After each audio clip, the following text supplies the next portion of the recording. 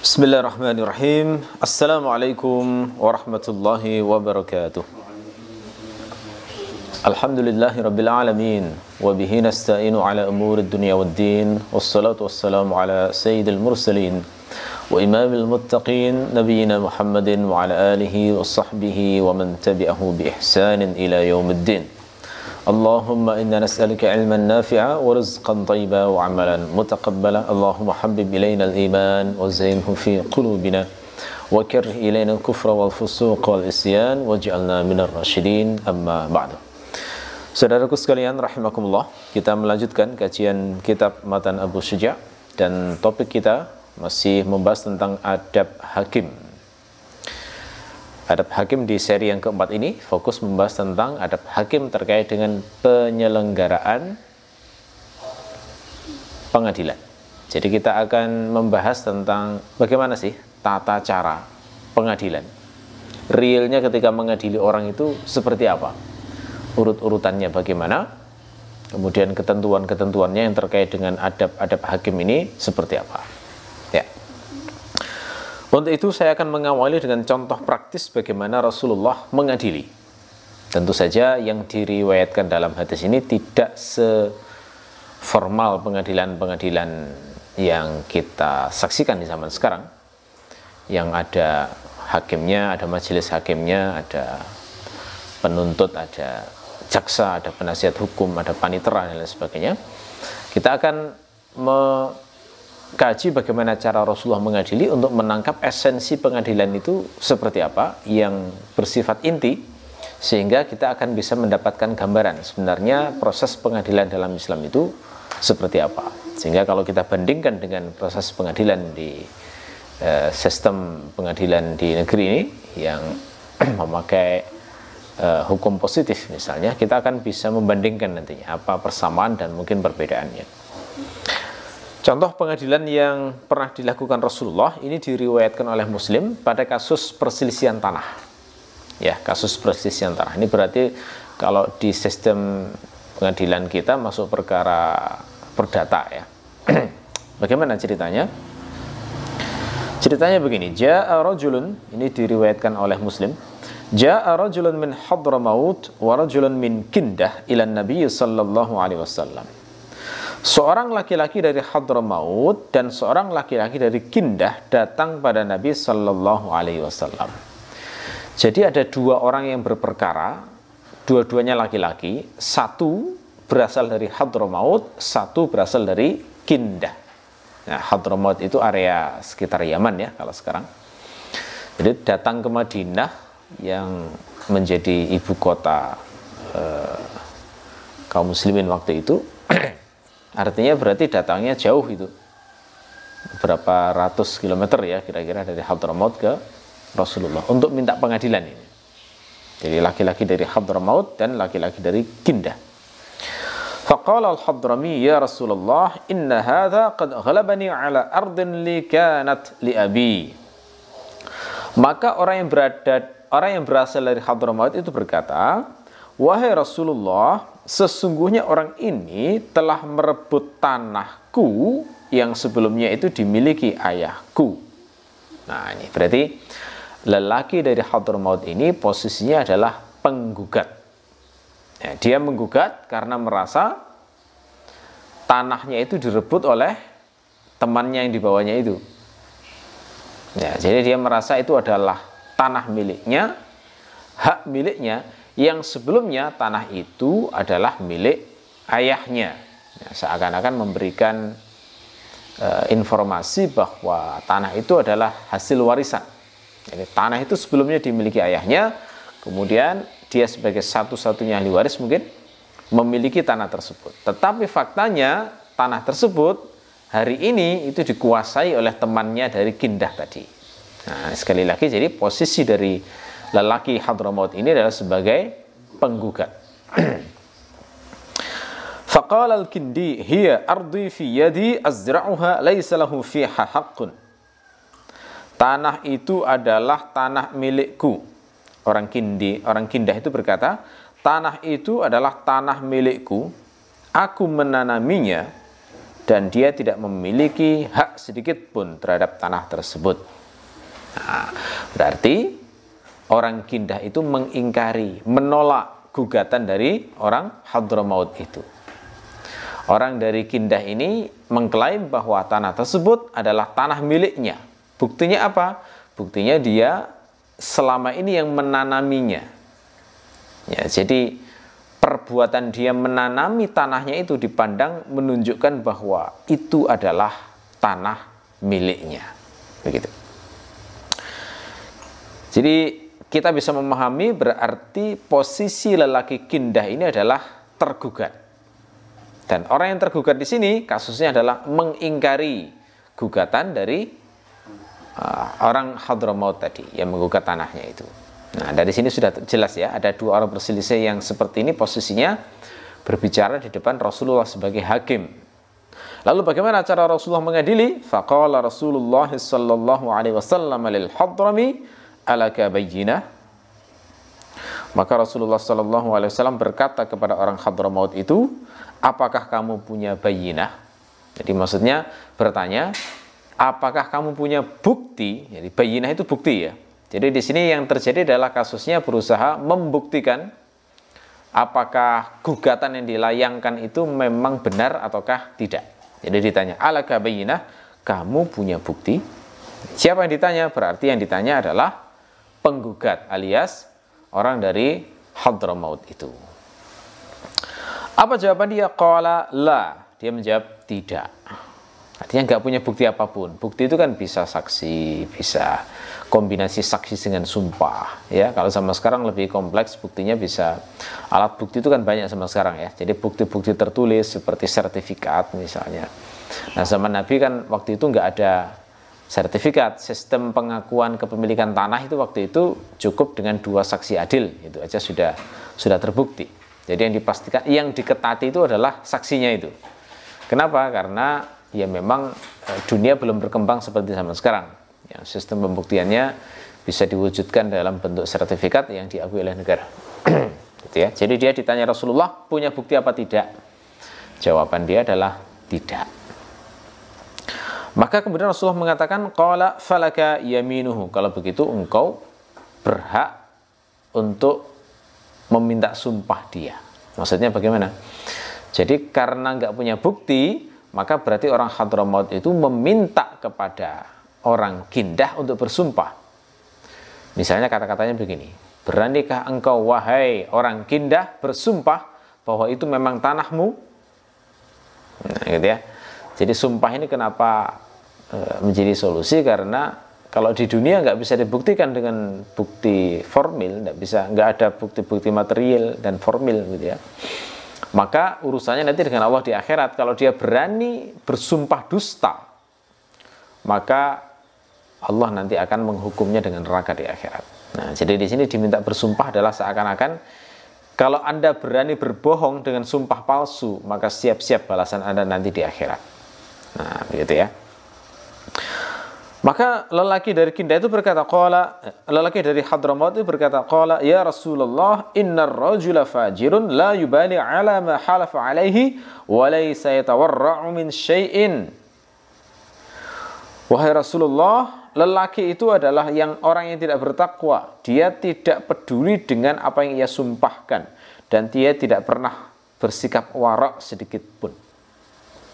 Nah, jadi ini protes kepada Rasulullah. Rasulullah, masa hanya dengan menyumpah dia, lalu nanti dia sudah berhak mendapatkan tanahnya itu, yang itu sebenarnya adalah tanah yang ngerebut dari tanah saya. Gitu. Ini lelaki yang tidak bertakwa ini, dia rajulun fajir. Fajir itu nggak takut pada Allah, ya lawannya taqi, ya bertakwa. Dia nggak pernah warok, nggak pernah hati-hati untuk tidak melanggar larangan Allah. Gitu. Seakan-akan dia berkata, apakah nggak ada jalan lain wahai Rasulullah untuk menyelamatkan tanahku yang direbut olehnya? Kata Nabi, laisa laka minhu illa dzalika. Engkau tidak punya hak darinya kecuali cuma itu. Jadi hanya menyumpahnya saja. Dan dari sistem pengadilan ini, kalau memang penggugat nggak punya bukti apapun, tinggal satu saja yang jalan yang ia lakukan. Ini menyumpah orang yang tergugat tadi. Kalau yang digugat tadi nggak berani bersumpah, nah itu berarti tandanya itu bukan hak miliknya, harus diberikan kepada penggugat. Tapi kalau berani bersumpah, maka dia berarti berhak memiliki yang ia berada di tangannya itu. Ya. Fantalaqa liyahlifa faqala Rasulullah sallallahu alaihi wasallam lamma adbara ama la in halafa ala malihi liyakulahu zulman la yalqayanna Allah wa huwa anhu mu'rid. Maka kemudian lelaki dari Kindah itu pun bersumpah. Setelah dia pergi, maka Rasul berkata, perhatikan, kalau dia sampai bersumpah untuk memakan harta secara zalim, maka pasti nanti dia akan ketemu Allah dalam keadaan Allah berpaling kepadanya. Maksudnya Allah itu marah sekali pada dia, sampai ketemu aja nggak mau, sampai melihatnya aja nggak mau, berpaling gitu ya. Itu menunjukkan betapa marahnya Allah kepada lelaki yang menzalimi harta orang lain. Jadi semacam itu gambaran ya bagaimana pengadilan praktis yang terjadi di zaman Nabi ini bentuk yang sederhana. Tetapi dari sini sudah kita pahami prinsip-prinsip penting bagaimana tata cara dan penyelenggaraan pengadilan di dalam Islam. Ya, oke, sekarang kita bahas langsung bagaimana adab-adabnya.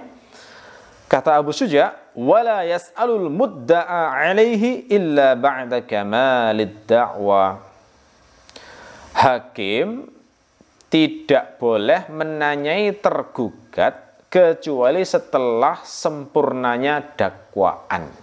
Nah, jadi ini prinsip pertama yang harus dipahami adalah seorang hakim tidak boleh menanyai penggugat, hakim tidak boleh menanyai tergugat sebelum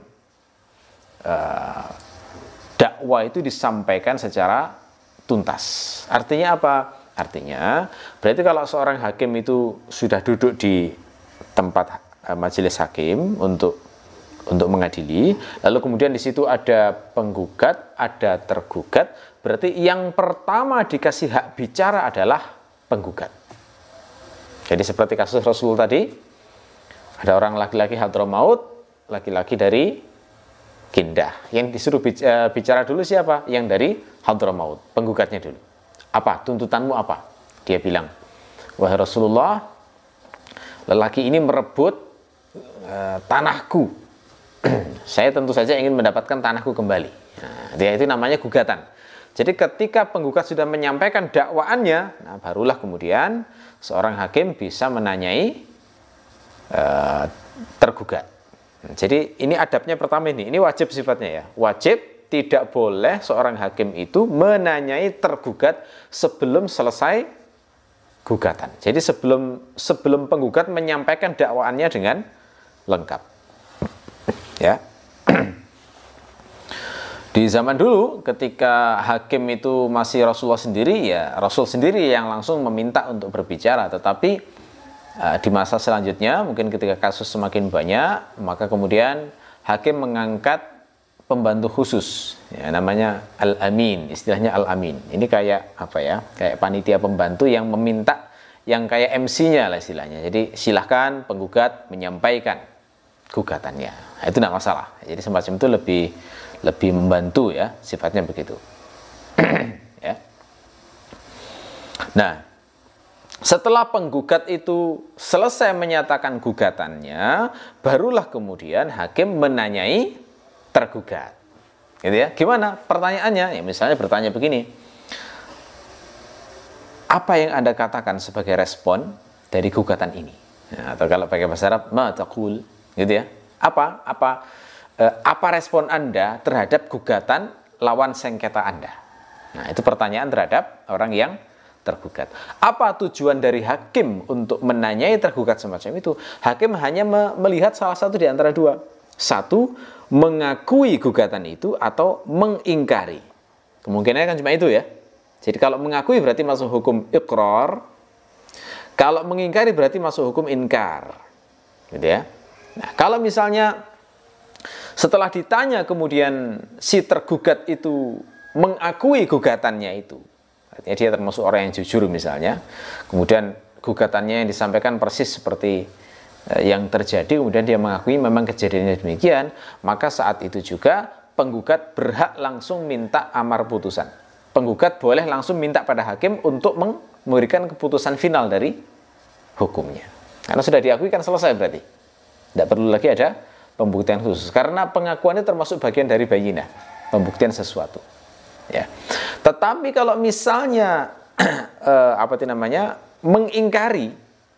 Nah, kalau misalnya mengingkari, oh enggak seperti itu misalnya. Itu tanah saya, misalnya seperti Al-Kindah tadi kan mengingkari kasusnya ya. Itu tanah saya, bukan tanah dia. Itu tanah saya buktinya menanami tanah ini. Apa yang dilakukan? Kalau yang tergugat mengingkari, maka kemudian dikembalikan lagi ke penggugat, ditanya, punya bukti apa tidak? Gitu ya. Nah, bukti itu macam-macam. Yang paling utama adalah persaksian tadi. Sampai hari ini masih dipakai itu. Perkara apapun itu mesti saksi-saksi itu nanti akan ditanyai. Gitu ya. Saksi nanti disumpah dulu dan lain sebagainya. Nah, dalam Islam juga demikian, diketat itu untuk saksi itu karena persoalannya adalah terkait dengan hak orang lain. Nah, cuma sekarang ada perluasan saksi-saksi ya. Saksi itu bukan hanya saksi kejadian pokok perkara, tetapi juga bisa saksi ahli, gitu ya. Manggil saksi ahli, bagaimana penjelasan saksi ahli tentang masalah ini. Karena memang kasusnya lebih rumit. Jadi kalau misalnya kasus perselisihan hukum seperti kasusnya Syekh Puji dulu ya, ketika menikahi anak masih di bawah umur dalam sistem undang-undang di Indonesia, terus masuk ke pengadilan. Nah, itu alasan Syekh Puji adalah memakai hukum fikih Islam. Nah, itu kan kalau hakimnya tidak ngerti bagaimana penjelasan fikihnya, itu kan perlu dipanggil saksi ahli, sehingga memutuskannya itu akhirnya bisa lebih dekat ke keadilan.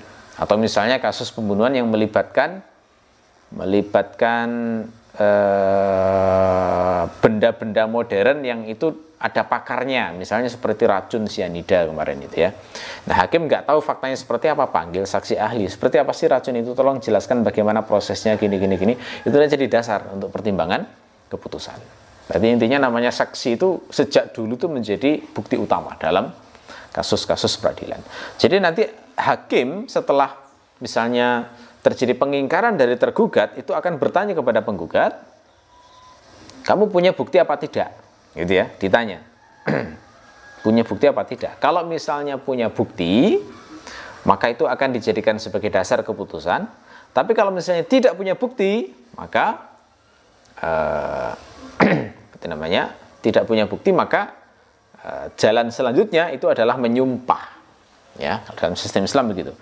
Menyumpah pihak yang tergugat tadi. Anda berani nggak bersumpah bahwa materi gugatan dari penggugat tadi itu tidak benar, dan bahwasanya yang ada di tangan Anda adalah milik Anda misalnya.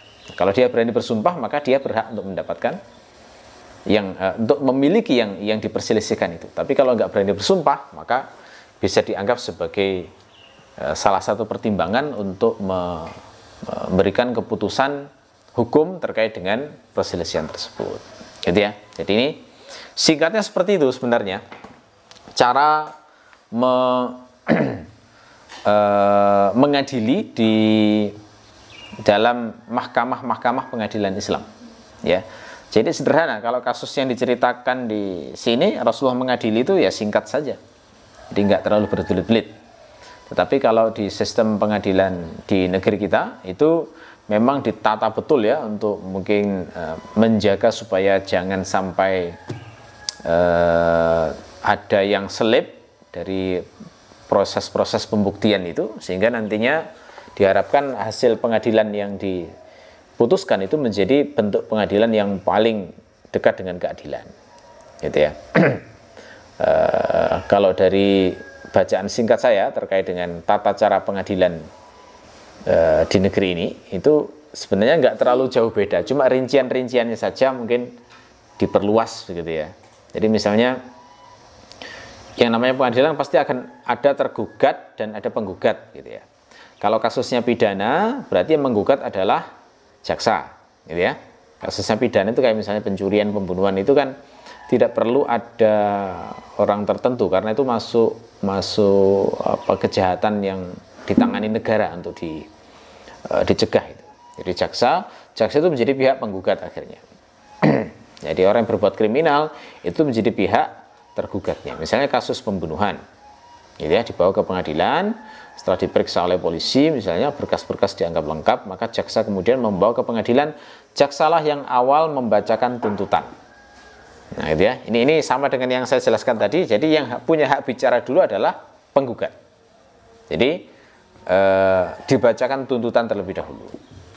Setelah selesai dibacakan tuntutan, lalu kemudian hakim memberikan hak eksepsi kepada orang yang tergugat. Eksepsi itu apa? Eksepsi itu kayak semacam pembelaan diri yang tujuannya adalah sebagai pertimbangan hakim, ini bisa dilanjutkan nggak persidangannya, sudah memenuhi syarat minimal enggak untuk dilanjutkan apa tidak. Jadi masih belum masuk ke pokok perkara, tapi masih prosesnya, itu proses untuk memunculkan memunculkan gugatan itu benar apa tidak. Nah, gitu ya. Jadi diberi kesempatan untuk eksepsi. Kalau misalnya nggak mau mengajukan eksepsi, ya sudah, berarti lanjut ke pokok perkara. Gitu. Setelah terdakwa itu memberikan eksepsi, maka kemudian penuntut, dalam hal ini jaksa, diberi kesempatan untuk memberikan replik. Replik itu semacam tanggapan. Jadi tanggapan terhadap eksepsi itu. Tentu saja kalau targetnya jaksa itu adalah membantah, gitu ya. Jadi ini contoh bagus yang bisa kita pakai, misalnya kasusnya Dahlan Iskan, jadi ya, waktu beliau diadili dengan tuduhan korupsi ya waktu itu bisa kita lihat eksepsinya beliau bagaimana, lalu kemudian repliknya jaksa bagaimana untuk memberikan bantahan itu di pengadilan negeri ya waktu itu. Nah setelah ini, di proses ini kemudian hakim memberikan putusan sela istilahnya, jadi masih belum putusan final, masih putusan antara intinya, untuk memberikan perintah-perintah khusus tanggapan terhadap eksepsi dan replik itu.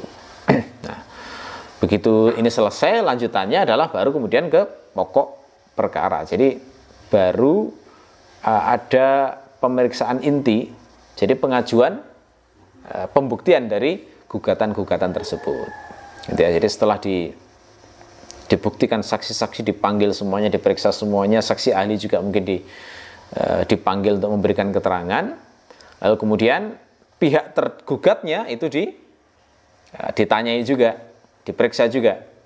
Nah, begitu selesai, pembuktian dianggap selesai prosesnya, termasuk konfirmasi dan klarifikasi ke pihak terdakwa ini juga sudah selesai, maka barulah kemudian gugatan intinya disampaikan ya. Jadi penggugat kemudian jaksa dalam hal ini membacakan tuntutannya. Jadi sudah lengkap gitu ya. Jadi tuntutannya misalnya penjara sekian tahun atau denda atau hukuman apa, ya, pokoknya dibacakan lengkap di situ.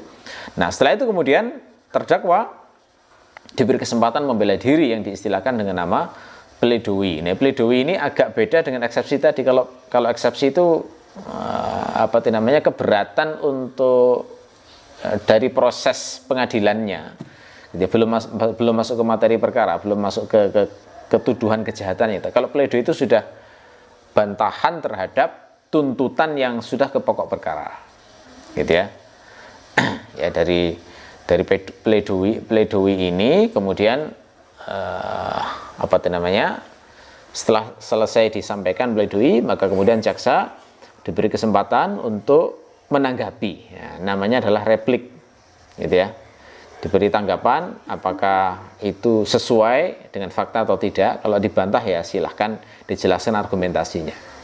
Lalu kemudian hakim memberi kesempatan terakhir kepada terdakwa untuk membela diri yang dinamakan duplik. Jadi duplik itu tanggapan terhadap replik, begitu. Nah, begitu selesai maka dianggap mungkin sudah sempurna pemeriksaan bukti-bukti dan lain sebagainya, maka kemudian baru hakim bermusyawarah dan memberikan keputusan final dari kasus perkara tersebut. Jadi kalau seperti ini modelnya, saya lihat secara esensi nggak jauh beda ya dengan sistem pengadilan dalam fikih Islam. Cuma yang mungkin soal sumpah, ya, sumpah yang dilakukan oleh pihak terdakwa untuk mengingkari sebuah gugatan dan itu dijadikan sebagai dasar hukum untuk keputusan hakim ini yang saya belum mendalami lebih lanjut seperti apa prakteknya di sistem pengadilan di hukum positif di Indonesia, baik perkara pidana maupun perdata. Ya. Oke. Kemudian Abu Suja mengatakan wala yuhallifuhu illa ba'da su'alil mudda'i, dan hakim tidak boleh menyumpah terdakwa atau tergugat kecuali sesudah menanyai penggugat. Nah, jadi maksudnya begini, hak menyumpah itu adalah haknya penggugat. Jadi nggak bisa tiba-tiba menyumpah hakim itu, tapi harus tanya dulu, Anda mau menyumpah tergugat apa tidak, begitu. Jadi harus dapat izinnya. Kalau misalnya nggak mau menyumpah, ya sudah, tidak perlu diminta bersumpah. Tapi kalau misalnya penggugat minta bersumpah, maka itu haknya. Gitu ya. Jadi seperti yang kasus dicontohkan Rasulullah di sini.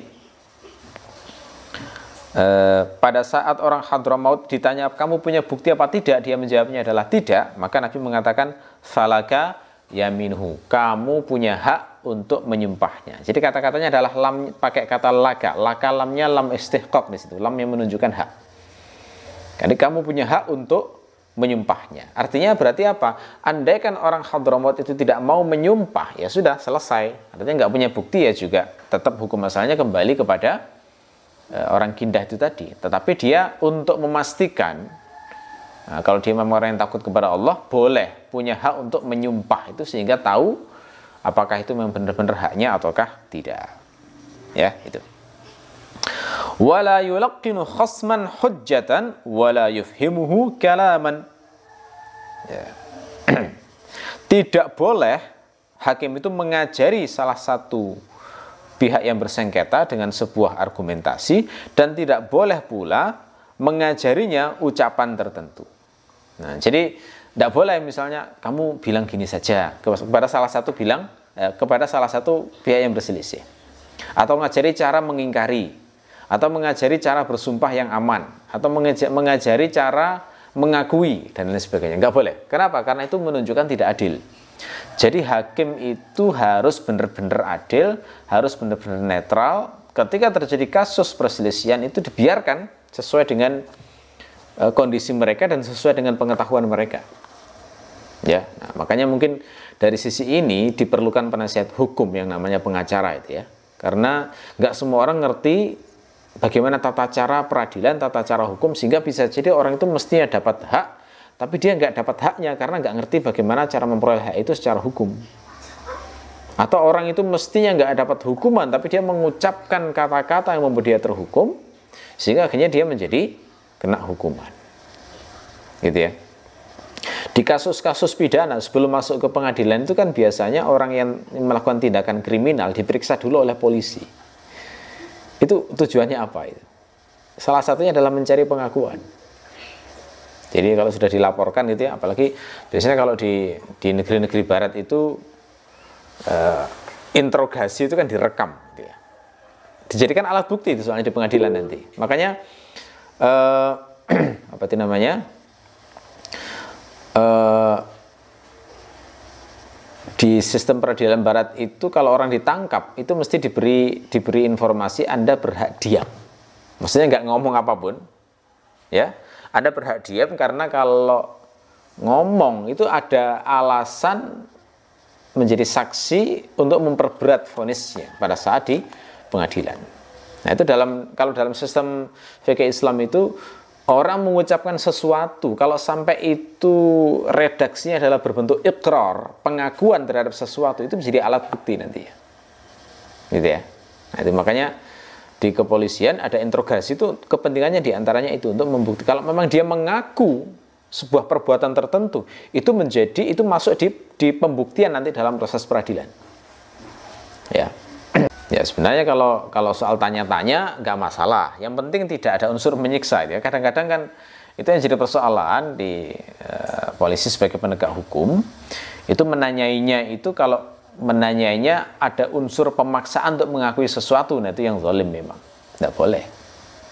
Kalau dalam tata cara penjelasan, tata cara pelaksanaan peradilan Islam, ya ditanyai dengan cara yang ma'ruf. Gitu ya, Jadi orang benar-benar mengatakan sesuatu sesuai dengan kejadiannya seperti apa.